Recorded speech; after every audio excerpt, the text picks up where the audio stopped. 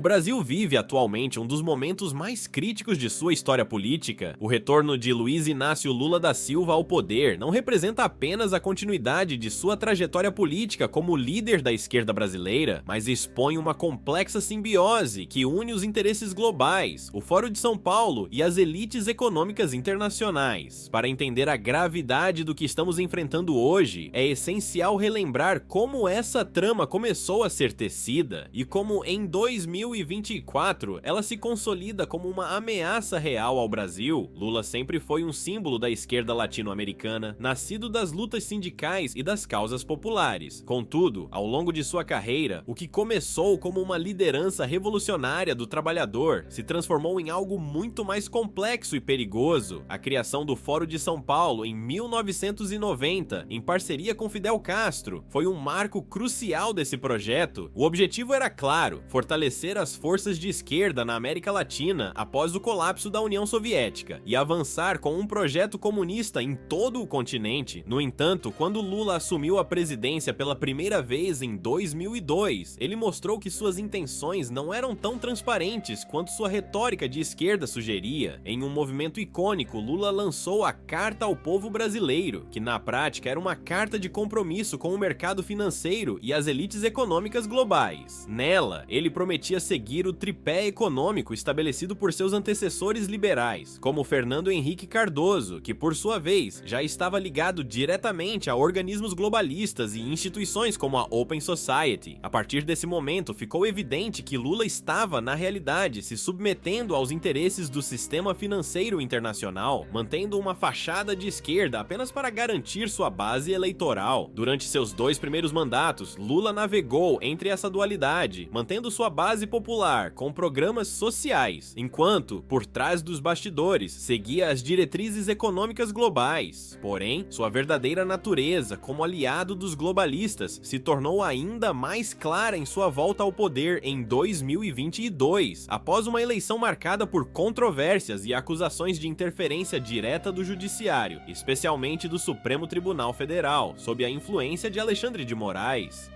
A escolha de Geraldo Alckmin como vice-presidente foi um sinal claro de que Lula estava, mais do que nunca, alinhado com os interesses do mercado financeiro e das elites nacionais. Alckmin, um político tradicionalmente ligado ao centro-direita e ao establishment, foi o principal aval de Lula junto ao setor financeiro, que via na chapa um governo capaz de manter o controle econômico e assegurar os lucros das grandes corporações. Foi a partir desse momento que as elites internacionais e os globalistas passaram a apoiar abertamente o governo Lula. Um exemplo emblemático dessa subserviência foi o voto do Brasil na ONU, sob a liderança de Lula, condenando a Rússia na guerra da Ucrânia. Este gesto foi um claro rompimento com o bloco dos BRICS, do qual o Brasil faz parte, e uma adesão aberta à agenda globalista ocidental, liderada pelos Estados Unidos e pela União Europeia. Enquanto o discurso de Lula seguia inflamando sua base de apoio popular, atacando o imperialismo americano, suas ações revelavam um comprometimento profundo com os interesses globalistas, priorizando o alinhamento com o Ocidente em detrimento de alianças históricas com potências como a Rússia e a China. Esse padrão de ambiguidade se repetiu em diversas ocasiões. Durante as eleições fraudulentas na Venezuela, por exemplo, Lula evitou apoiar abertamente Nicolás Maduro, um aliado de longa data. Embora mantenha uma amizade próxima com o ditador venezuelano, Lula não deu o apoio esperado à reeleição de Maduro, nem à oposição. Esse comportamento ambíguo demonstra sua preocupação em não se comprometer com a liderança do Sul Global ou dos BRICS, preferindo manter uma posição mais neutra e alinhada aos interesses globais que agora ditam suas ações. O apoio dos grandes bancos ao governo Lula é outro aspecto que não pode ser ignorado. O BTG Pactual, liderado por figuras como André Esteves, foi um dos principais patrocinadores da campanha de Lula e não escondeu seu apoio ao presidente com declarações afirmando que o Brasil vivia seu melhor momento sob o governo Lula. Esse apoio financeiro não é uma coincidência, mas parte de uma estratégia cuidadosamente arquitetada para garantir que o governo de Lula siga os interesses das elites econômicas e das corporações internacionais.